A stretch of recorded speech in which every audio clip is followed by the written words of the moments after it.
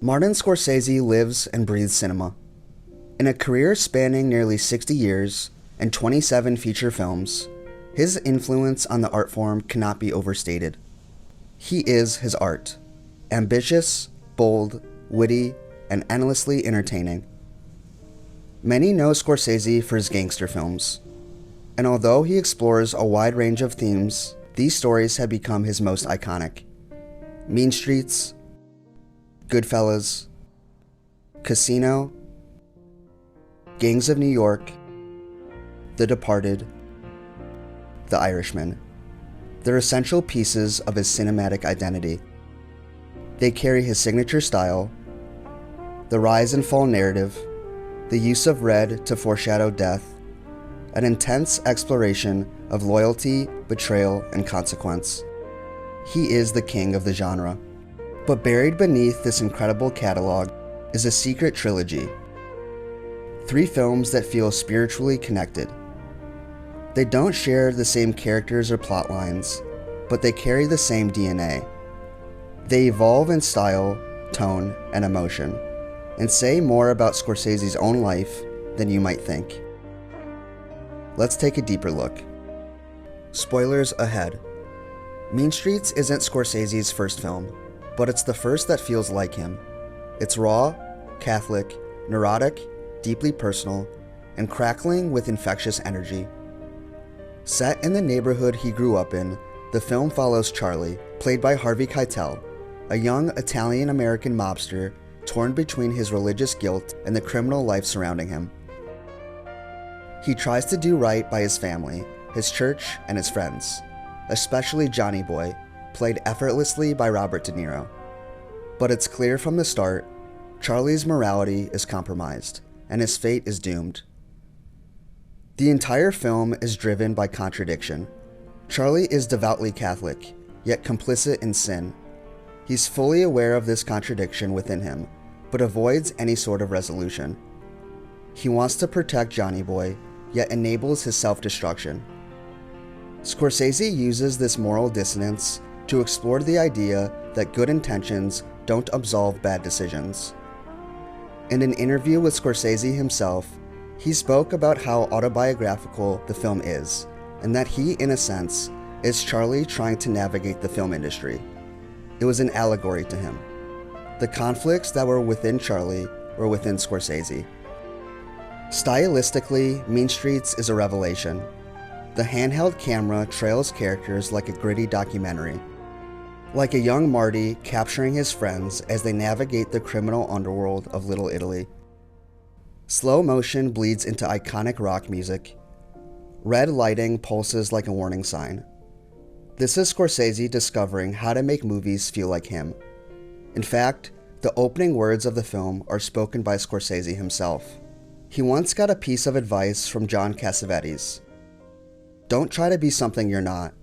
Lean into what makes you, you. If you have something to say it, even if it's messy, unpredictable, violent, and occasionally transcendent. Ultimately, I had to do a film that I was saying something in, that had my own voice, they say. And that was Mean Streets. And I worked on it for like 6 or 7 years on the script myself and my old friend Martic Martin, who came from NYU with me. And I had the script out there. And John Cassavetes was the one who told me to go ahead and make that kind of film. He said, you can do genre films. I said, but that's not you.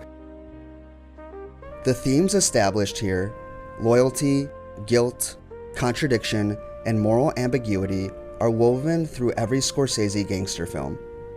Especially our next one, Goodfellas, starring Robert De Niro.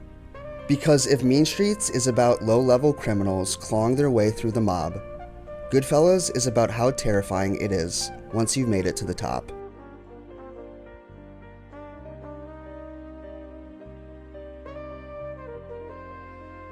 "17 years later, Scorsese returns to the world of organized crime, but this time with polish, swagger, and a cinematic veracity that redefined the genre. Goodfellas isn't necessarily about guilt of wrongdoing. In the words of Roger Ebert, it's not that they did sinful things, but that they want to do them again. The film is also about the lure and seduction of criminal life. Where Charlie wrestled with religious guilt, Henry Hill dives headfirst into the mob lifestyle, and for the first hour, we're right there with him. Ebert goes on to say that Scorsese is the right director, the only director for this material. The great formative experience in his life was growing up in New York's Little Italy, as an outsider who observed everything.